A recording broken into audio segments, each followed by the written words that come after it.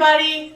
So, it's no secret that my boyfriend and I met via online dating. Like, straight up, we met on Tinder. I'm not ashamed, there's no shame in it. A lot of people meet on online dating these days. But, didn't always start out that way. Okay, so I've been using the internet for a really long time. Like, my first social media site was probably MySpace. That's how long basically I've been involved with these kind of things. So I have a little story to tell you guys about online dating in the age of MySpace. So the year is like 2007. I am a junior in college and it's the end of the year. Like, I think it's like March, April, something like that. I'd been single for a while. I left my previous boyfriend because he was a lying, cheating, not good guy. That's another story for another time. But anyway, I was chronically single at this point.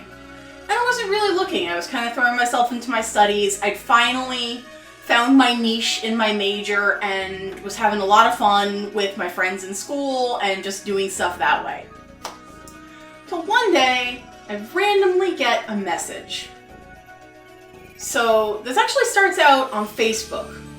Facebook was a relatively new social network at the time, and it had just opened up to public use. Prior to that, you could only sign up for Facebook if you had a .edu email address. So I get a message on Facebook from a random person whom I have no idea who they are, I've never spoken with them before, nothing. Let's call him Jeremy. That is not his name, and I don't know why I'm deigning to protect the innocent at this point. It's been a long time, and God knows if he's still out there looking for this, then he probably fucking deserves it. So anyway, Jeremy sends me this message. It's just kind of a nice, pleasant message like, hi, I'm looking for people in my network. We were both in the Central Jersey network. Wanted to get to make some friends. He said he worked the night shift at Target, so he didn't really get out much during the day. I was like, alright, I like online friends. Online friends are great. I've got plenty of them. So we talked, and I guess he was way more into the idea of seeking out a relationship online. Now, I should set some things up with this. So not only has Jeremy told me, basically, he works the overnight shift for Target. So he's up like late nights, would typically respond to messages at like 3, 4 o'clock in the morning. Whatever. I'm a college kid. I am 20 at this point. This is 10 years ago. Jeremy was 27. So that should probably set off some red flags. Jeremy also, in theory, and we'll discover this theory later, in theory he lived with his grandparents. So I don't know if it was my naivety or something else, but I agreed to, after several message exchanges and like at least a good month or so of discussion and talking, I agree to meet up with him. But on the sole condition that I'm not going by myself. So I asked a friend of mine and her boyfriend at the time to come with me to meet up with this guy. I was living up north at this point. It was, I lived really close to New York City going to school, and he lived probably an hour and a half away from me. So I agreed, we'll drive down to you because you don't drive. He didn't have his license. So anyway, we'll meet up with you and we'll get dinner and a movie. How's that sound? So he was like, great, this is awesome, I'll see you then. So I meet up with Jeremy. I pick him up at his grandparents' house, and he's very quiet. And I don't know if you guys know anything about me, but I am like the opposite of quiet. I'm super loud, and I need somebody who can go 1 for 1 with my loudness. So this is a strike right off the bat. So he's dressed very nicely. I don't even remember what I'm wearing at this point. Probably jeans and a t-shirt because I hadn't made the connection in my head. This is a date. That was... I should have known better. But I didn't. So we decide we're going to go to the very, very classy establishment, Taco Bell, for dinner. Very high class, highfalutin. Very impressed. So we get to Taco Bell, and he takes one look at me, and he goes, "What do you get here? I've never had Mexican food before." And I just kind of stood there slack-jawed, like, you get tacos at Taco Bell? I think there was a promotion going on for some, like, roll-ups at that point. It was, like, chicken and cheese and a tortilla, which is, like, everything on the Taco Bell menu. I got that, and so did Jeremy. It was not enough food. I should have gotten more, but whatever. I was a broke college kid. Anyway, so after that, we head over to the local mall to hit up the movie. And the movie that he chose for us to see was Epic Movie, which is one of those, like, really terrible parody movies that aren't funny. It was not a good movie. It wasn't funny. It was downright offensive. And he is sitting there laughing hysterically the whole time. So that's another red flag. I was like, okay, we're not doing this. So after the meal, we ended up going to Applebee's to share half-price appetizers, because who doesn't love going to Applebee's for the half-apps? Half-apps are great. I love them. But at this point, my friend and her boyfriend had taken off because they had an even further drive ahead of them, more than me. Fine, cool. So we end up going to Applebee's by ourselves, and we get mozzarella sticks because it's a nice, safe bet to get mozzarella sticks. Jeremy, I don't even know how to put this politely, because I don't like to critique other people's dental hygiene, but it was very obvious that the man had not been to a dentist in several years, if not ever. And when he went to bite down on the mozzarella sticks, his overbite was so strong that he literally could not bite the cheese in half. So he's sitting there with the cheese stretched out the length of his arm. This is also not the only story I have about going on a date with somebody who doesn't know how to fucking bite mozzarella cheese, but whatever. So that was strange.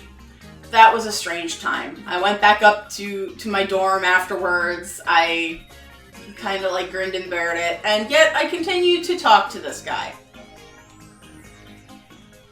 A couple weeks later, he asks if I want to meet up again. I said, okay, sure. This time, I dragged my roommate Rachel with me. And Rachel, I don't know if you see these videos, but you're still a saint and I love you to death for this, because this was very weird. So again, we head from up north down to the middle of the state to go to a Chinese buffet. Cool. I love Chinese buffets. There's a lot of selection. You can try a whole bunch of different foods. Jeremy, again, did not seem to have a real good grasp on what food was like. So he's getting like white rice and plain chicken, and I'm there, I'm like, ooh, frog's legs, let's get these. In an attempt to maybe kind of gross him out so he won't want to deal with me again, I at this point did not know how to tell people no. It was very difficult to learn that, but this is a lesson that I suggest everybody learn. I suggest everybody learn how to tell people no, and I suggest everybody learn how to accept the word no as an answer. So we finish eating and we head straight back up to my dorm.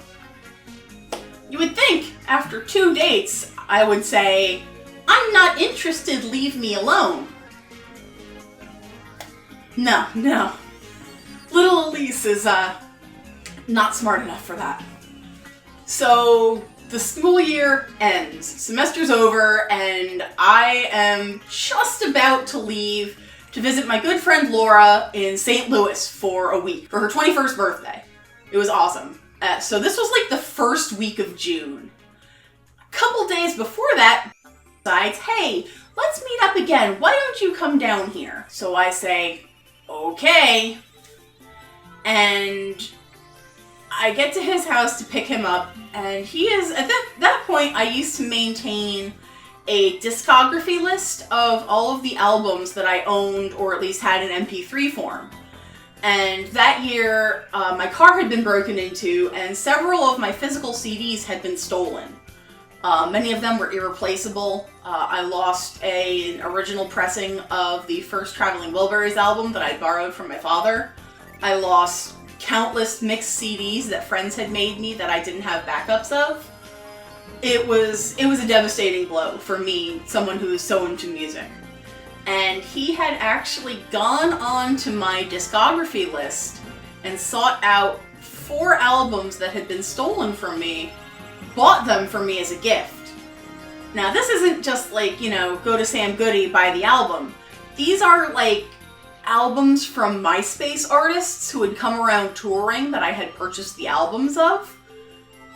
It was actually a quite kind gesture. But I wasn't into him. I had no interest in dating this man.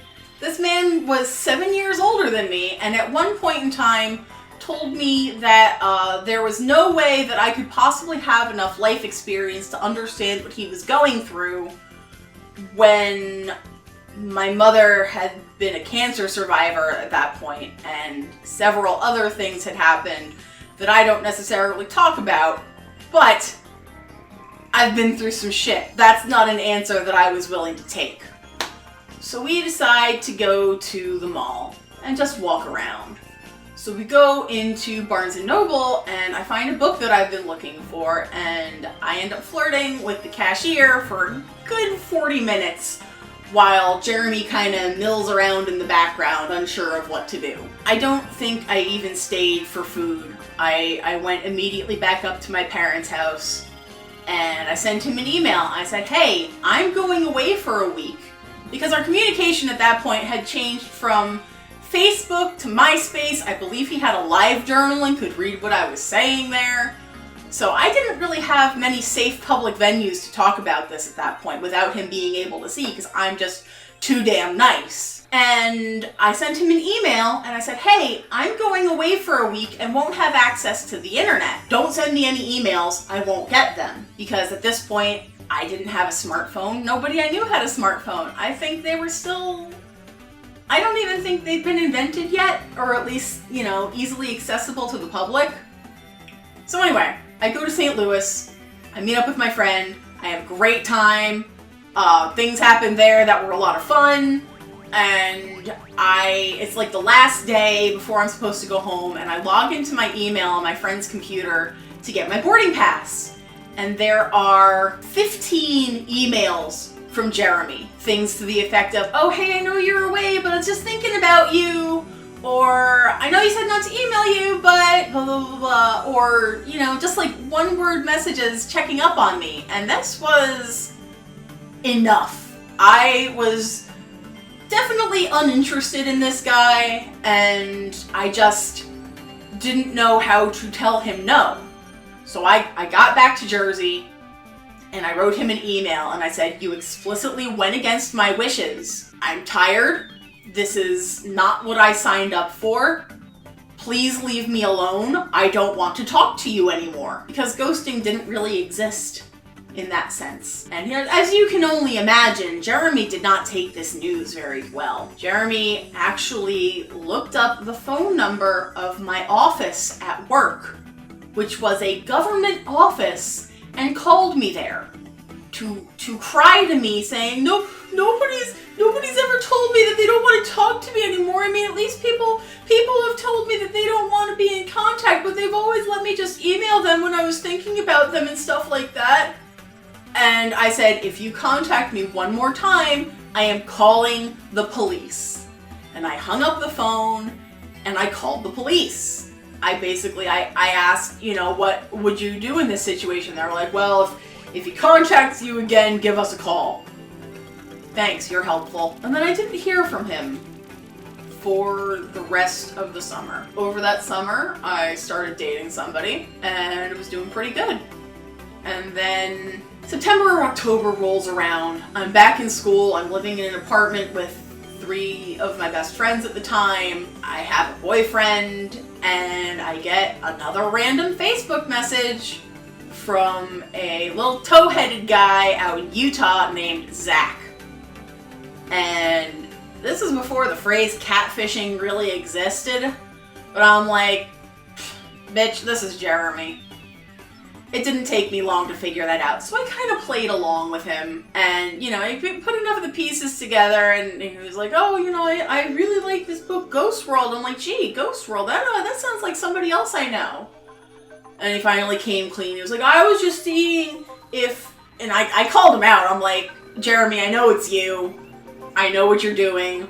I told you to leave me alone. Leave me alone. And he's like, oh, I just, you know, I was just wondering if I messaged you with the face of somebody more conventionally attractive, that, you know, you'd still respond to me. Have a good life, bye. And that was it. That was the last I ever heard from Jeremy. Until, and this is, he doesn't actually contact me, but I was telling this story in my Discord the other night, and I was talking with my buddy Nick, and Nick likes to, like, check up on people on Facebook. He's a really good at Facebook stalking. So I told him the guy's name. I said, it's Jeremy, blah, blah, blah. And he looks him up, and he goes, Jeremy, this last name from this town in central New Jersey? And I said, yeah. And he goes, Elyse, he's been married since the year 2000. And I said, what? Apparently, the whole time he was talking to me, and apparently like 3 other young women, he had a wife, a disabled wife. So I don't know if he was leaving her in the house while he went out with me or what, but this is the most horrifying news that I had ever heard. I was disgusted. I can't believe, and if I still had it in me, I'd unblock the fucker on Facebook, and I'd message him, and I would call him straight the fuck out, and be like, hi, remember me? You will. So anyway, that's the story of my weirdest online date in the era of, like, MySpace, Facebook.